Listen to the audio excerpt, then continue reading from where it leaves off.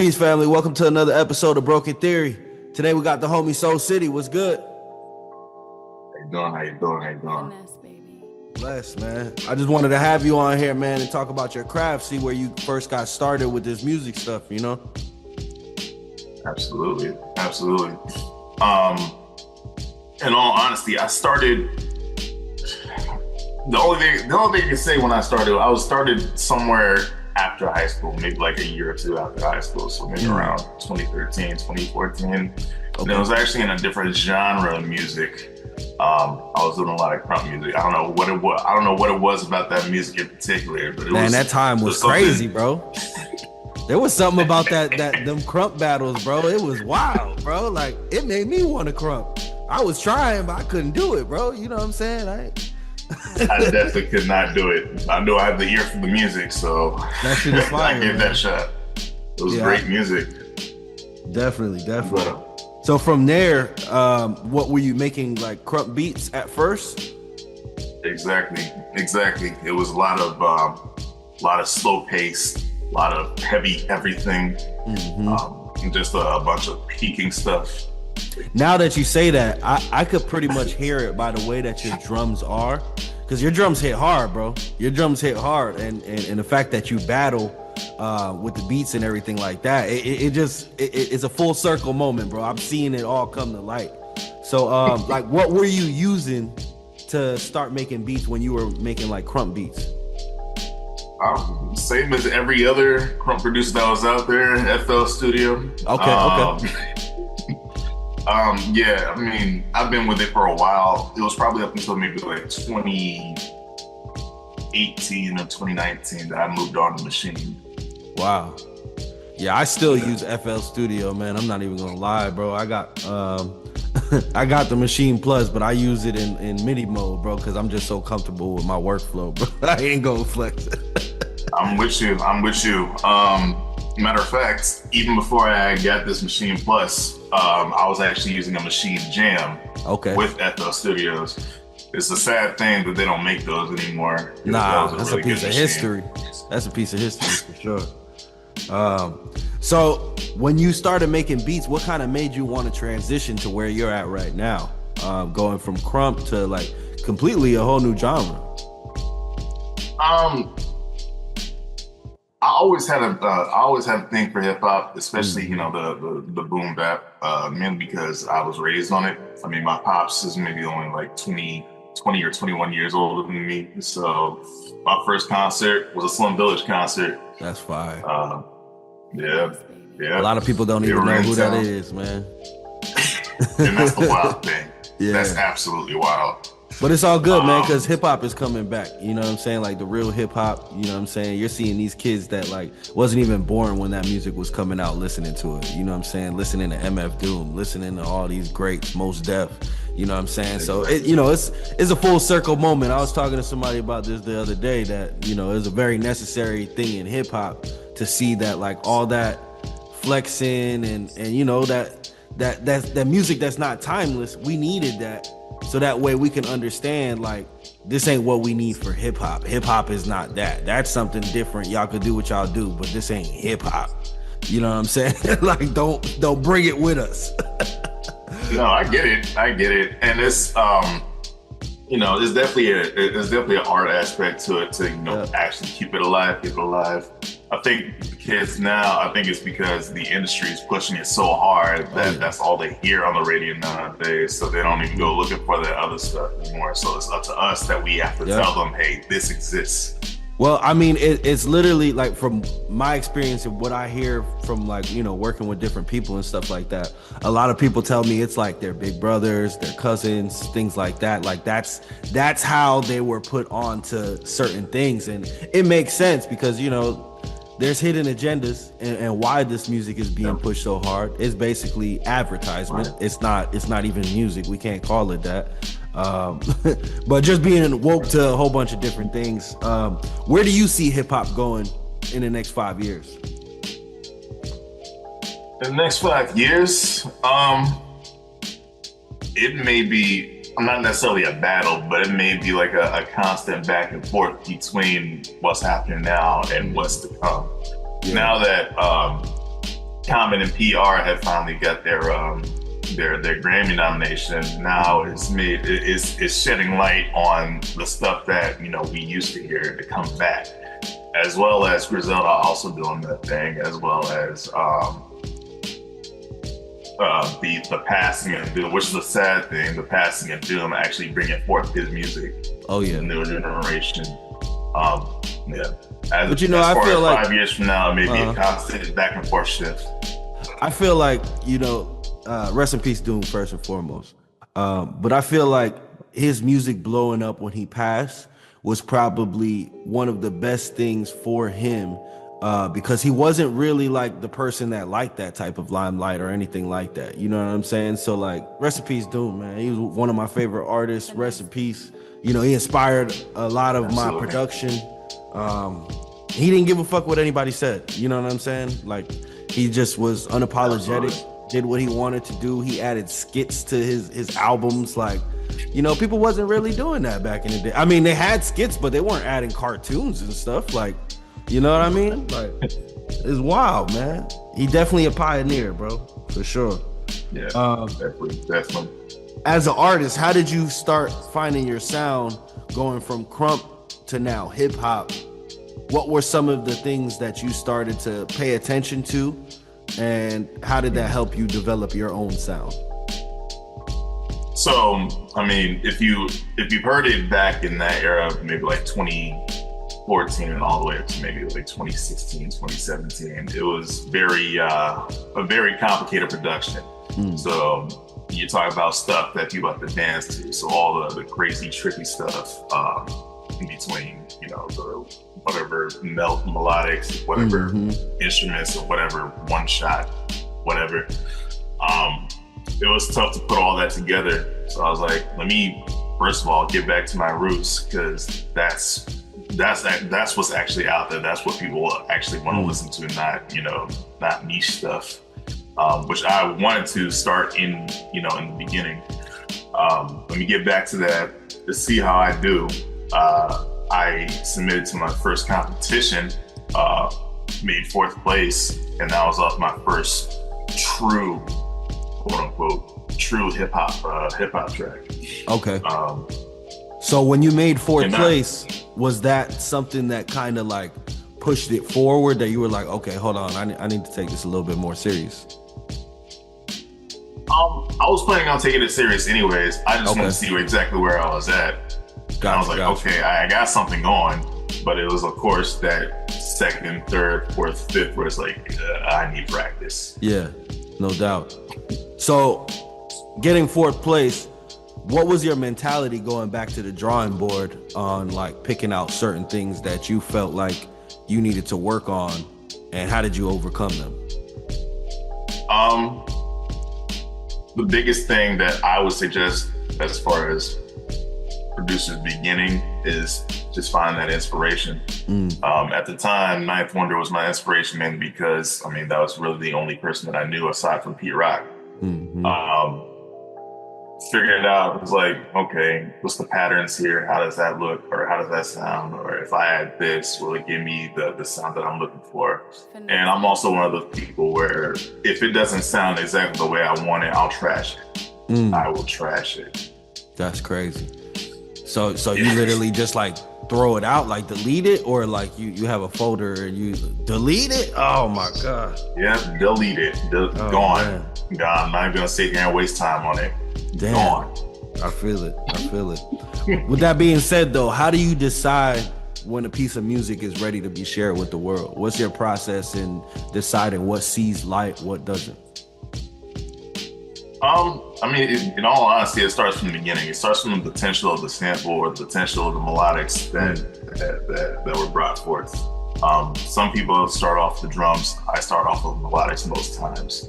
Okay. And especially when it comes to original music or composed music, I actually start off with bass lines. Wow. So I feel like that's the key piece as far as original music is concerned. If that root key is not what I'm feeling, it's probably not gonna go up the way. So you're making original compositions. How did you first start learning about music theory and things like that? thing is, I'm still learning it. I'm still Mm-hmm. learning it. Thank God there's a machine, because once I just find a root key, it sets the scales for me. Oh wow. And yeah, that's the lifesaver right there. I would have never done it in FL Studio. Yeah. Nah, I feel it. I feel it. So you pretty much kind of developed a system, if you will, of like, I guess like you said, finding a root key and then just like following everything off of that. Like every note that you pick is based off of that root key. That's why you start with the bass. Got it. Precisely. That's dope. That's smart as hell, man. You know what I'm saying? Being able to like figure that out. Nah, for real. Because I mean, there's so many tools out here. Sometimes, you know, it could be overwhelming to like, you know, stick with something and develop like your own mixture. Me personally, bro, like different days I do different things. You know what I'm saying? Like I'm trying to find that formula to where it's like what you got, honestly. But I just be in so many different pockets, bro. It's just like, you know, some days I'm doing R&B, working with different artists and stuff like that. Like, you know, and they're like, what key is it? What are you doing? And I'm like, I don't know. You know what I'm saying? I would actually love that inspiration, in all honesty, because again, I still don't know, you know, playing piano, scales, theory, and anything like that. I still don't know any of that.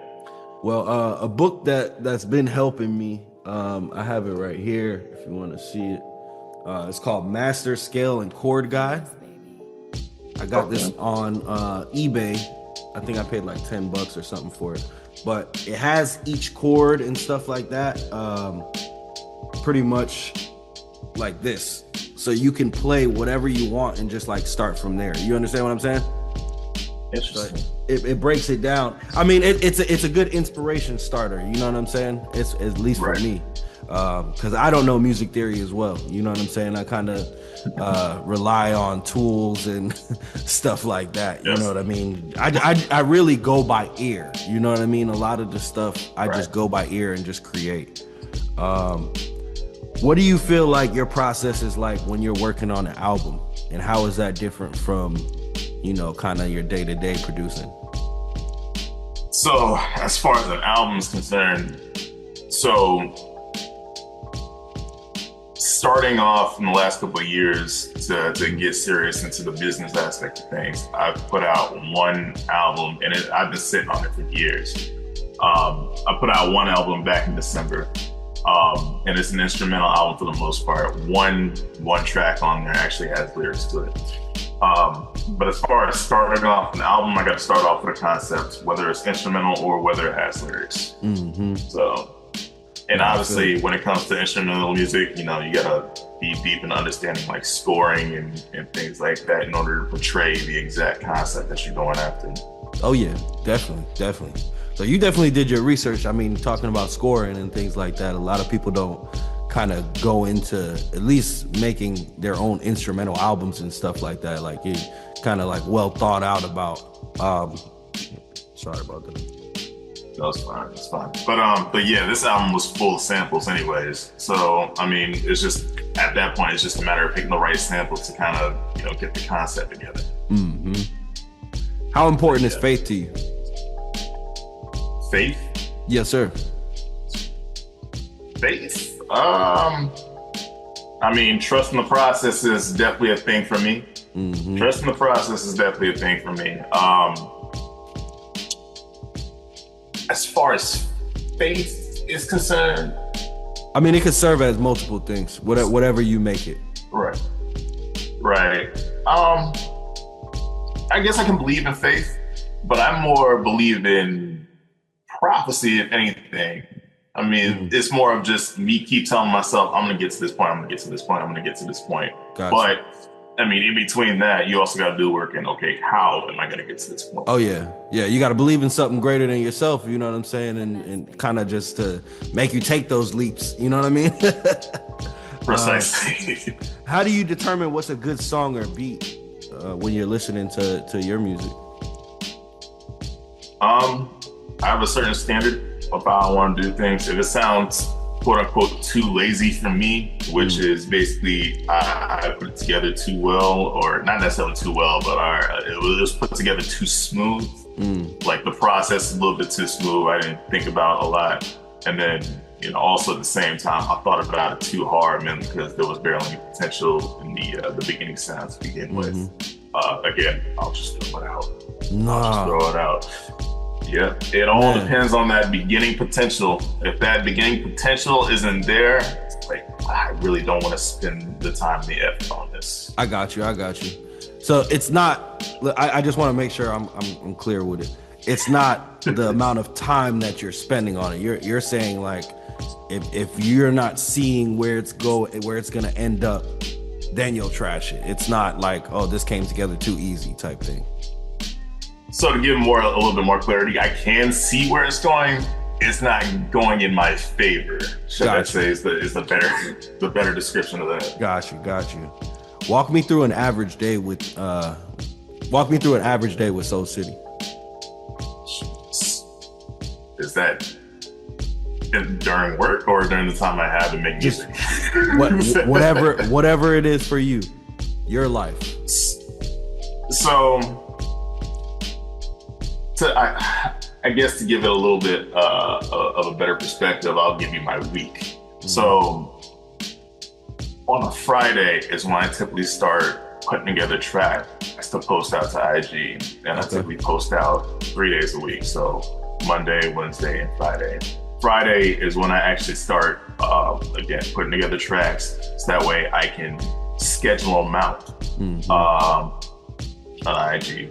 And then from Friday on to Sunday is me just putting together music, mixing them down, shooting it, all that good stuff. And then during the week, I have that time to plan everything else. So whether I'm working on albums, whether I'm working on contracts and other crazy stuff, whether I'm speaking to folks on, buying music or, whatever have you. Yeah. So are you strictly selling your beats on just IG right now? So they're promoted and marketed through IG. They're all sitting on BeatStars mainly just because I don't have my site to actually sell them just yet. Gotcha. It's on IG. Obviously, I have it connected with Facebook to give you the link aspect of it. And then I also post it on YouTube just because it's it's part of that big three that you want to post music. For sure.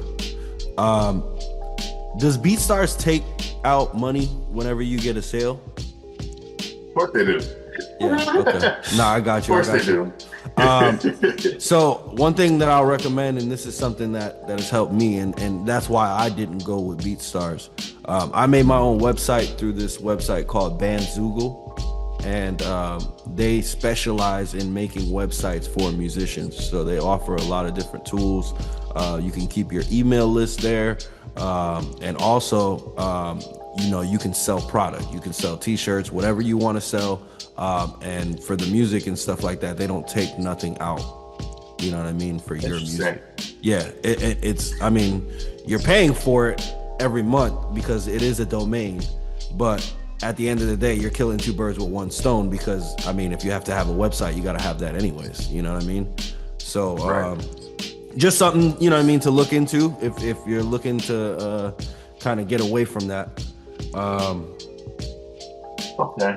Now let me ask you this, because I know BeatStars does have this problem, at least for me personally. So I've also ran a survey from last year up to now on folks that typically buy from me.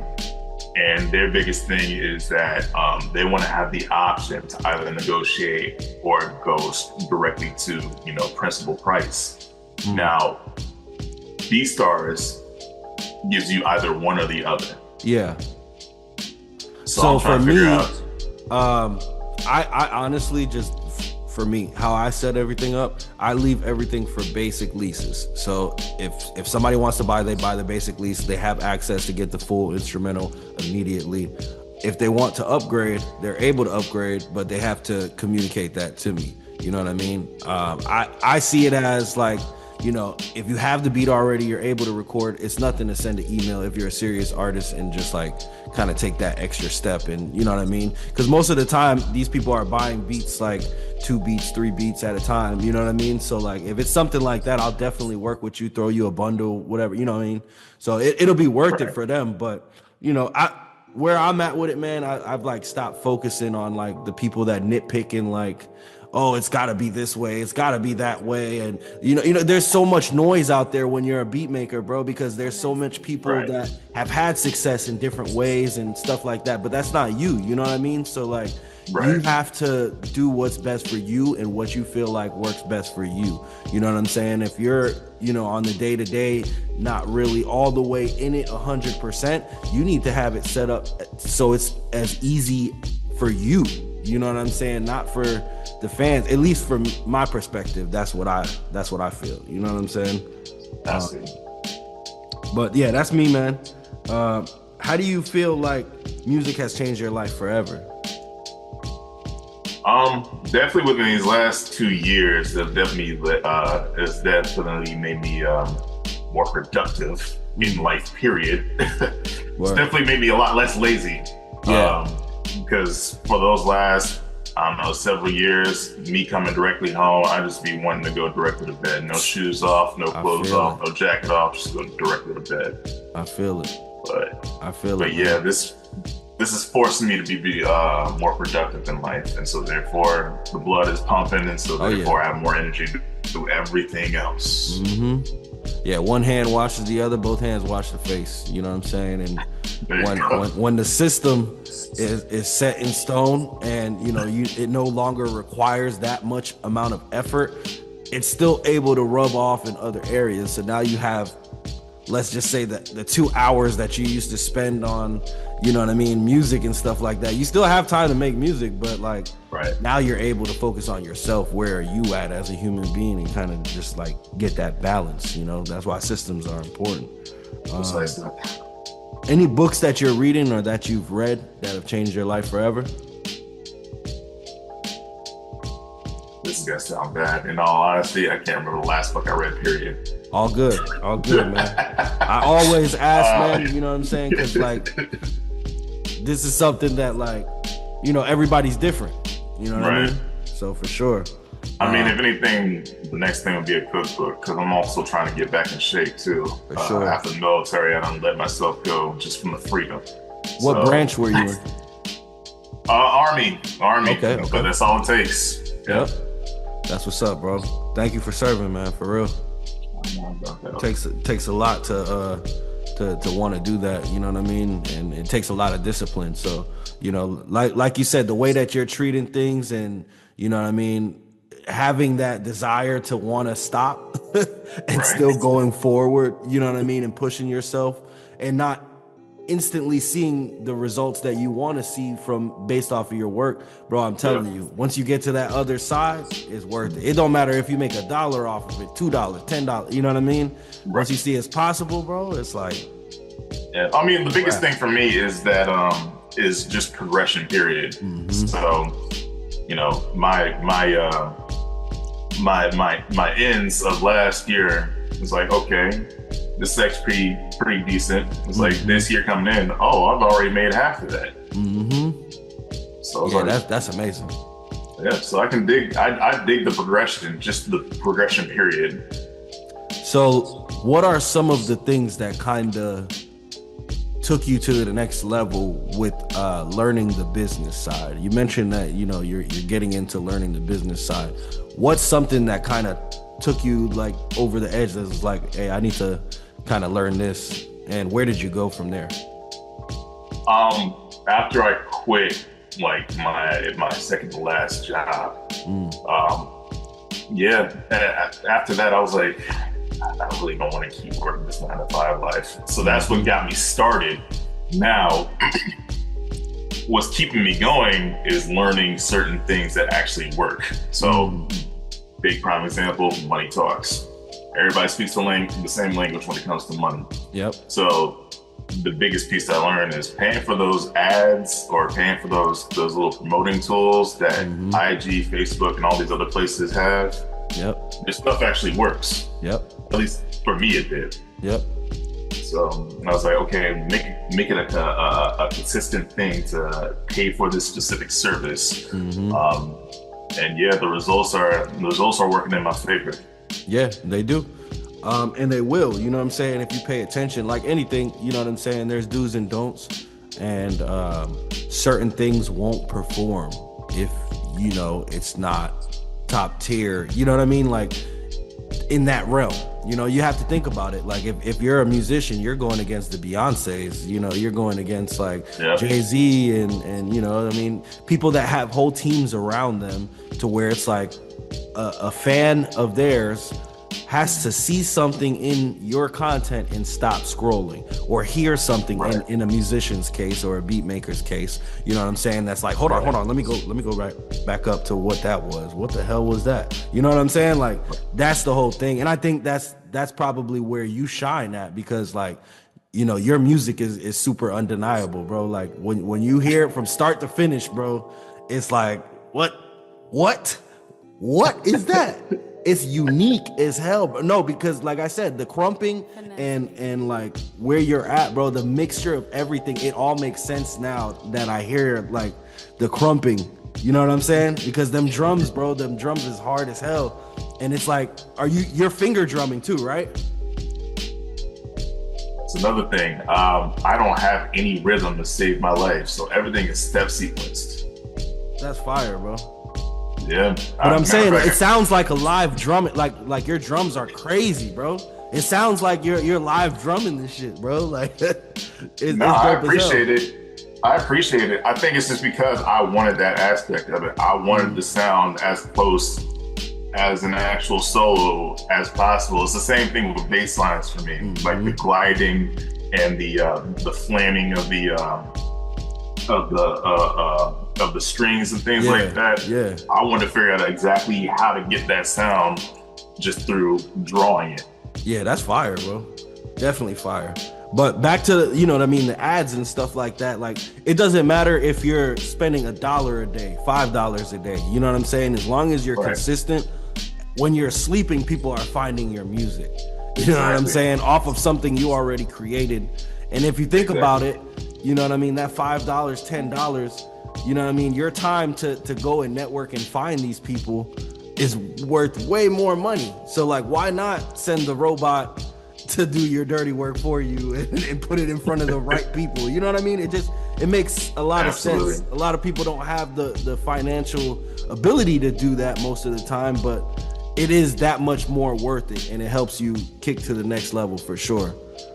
So I will say with that, some people actually do have the financial ability. They're just steering the money the wrong way. So I know the biggest thing that I keep coming across as far as producers are concerned is they're willing to spend money on the equipment, but they will not spend the money on putting together a marketing strategy or a promotion strategy. Definitely not.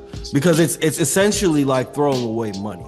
You know what I mean? When you think about it. But in the same aspect, back in the days, you had to pay to have your billboard put up. You had to pay a big lump sum to have a billboard put up. And you might not even get one person that drives by that area that listens to hip hop. You might not get one person that likes the genre, you know what I mean? Or they had to go to your website in order to hear it. Now things are completely different. You know what I mean? Like, they're able to hear instantly. You get instant results. And I mean, like, you know, I'm just appreciative of it because social media is free. You know, you get all this traction that one person that you find with the ad may tell 2-3 people about you. You know what I mean? So it's like, you know, you just got to be consistent. It's not for the weak. It's really not. It's free and it's accessible. You know, you can go to a showcase or an open ox that's free. But also at the same time, you got to travel to that place. The internet is right in front of you. Or, you know what I mean? You could come every Wednesday for the virtual open mic. You know what I mean? Shameless plug. It's even virtual. Nah, real talk, man. What are 3 of the albums that have shaped your production? That shaped my production? Like, kind of like set the tone of like, all right, this is what I want to be known for. This is who I am. This is the DNA for Soul City. Okay. So one of them, Apollo Brown's The Grandeur. That's definitely number one on the list. I think Nas's You Need This Music is another. That third one may be up in the air. That third one, Kev Brown's, I forgot the name of the album. I Do What I Do, I think. Kev Brown's nice. Yeah, man, he's the homie. Kev Brown's I Do What I Do. It's a toss-up between that and I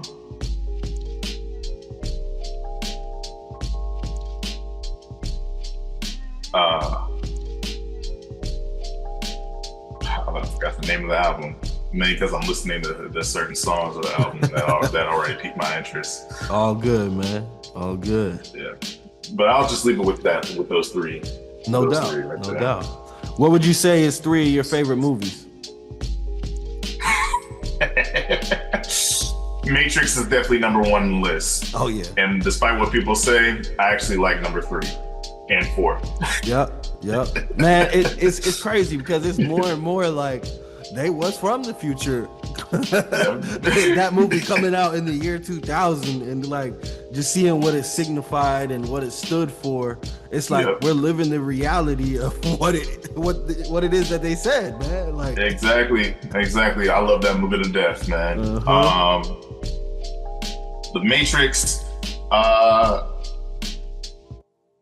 believe it or not, Good Will Hunting. The acting in that was insane and amazing. Word.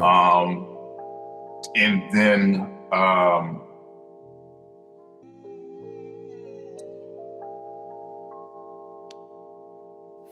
man, in all honesty, a Marvel movie, freaking Doctor Strange, the first one. Oh man, that was a classic. Just the visual. That shit was trippy as hell, CGI bro. And all that. Yeah, that shit was trippy as hell. I ain't gonna lie, bro. I think it was the Spider-Man movie, one of the last ones that came out or something. There was one that Doctor Strange was in, and it was like I never even was interested in Doctor Strange until I seen that.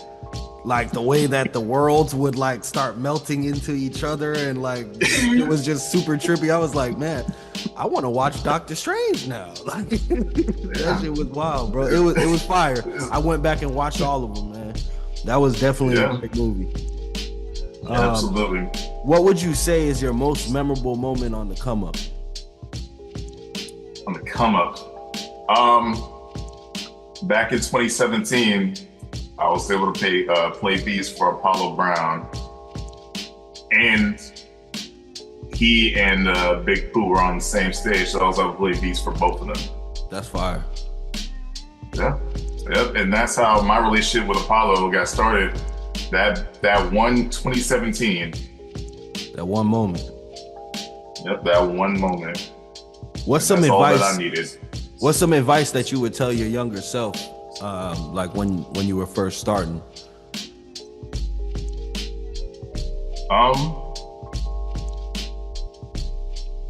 Getting in this business stuff, man, because the sooner you get into it, the easier the come up will be, and especially the way technology and algorithms are constantly changing. They're changing it not in your benefit. So get started early, so that way it's already in your favor. Yeah, because when they find out about things that's working for other people, they're like, all right, how can we stop that?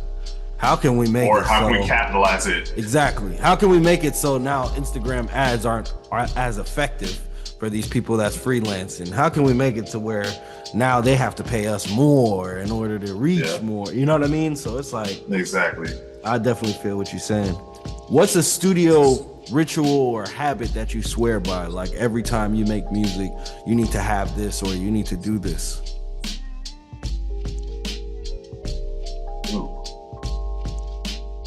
Could be like a favorite snack. It could be, you know what I'm saying? Whatever puts you in the zone. I'm not really sure if anything puts me in the zone. I just go ahead and press play on YouTube. Yep, I got you. But if anything, eat something first. Nah, for real. Yeah, man, it's important to stay hydrated and eat, because sometimes you be locked in, man. You sit there Exactly. looking at that screen for so long. You look up and you're like, oh shit, it's dark outside. What happened? Yeah. Only had 500 calories today. Yeah, man. I made 16 beats though. There you go. Who was the first person to really believe in your talent? Oh man. It was probably my homeboy. After I graduated high school, I got into one of those scrum events. Mm-hmm. He heard my music and I was like, oh, you got stuff. You definitely got stuff. That's and fine. then from then on, after, and we're still homeboys now. And then after I've got into every forum, every competition, every stuff, and, more and more kept coming in. Word. We got 30 seconds, man. Let everybody know what's on the way next and what's coming up for Soul City. So, what's on the way next? Several beat battles from the beat conductors in the DMV area, specifically Alexandria. Definitely be on the lookout for the one that's heading in August 23rd. That's going to be a huge one. But also the first two coming on 412 and 621, because those are going to be preliminary battles. For sure. But yeah, that final one is going to be something special.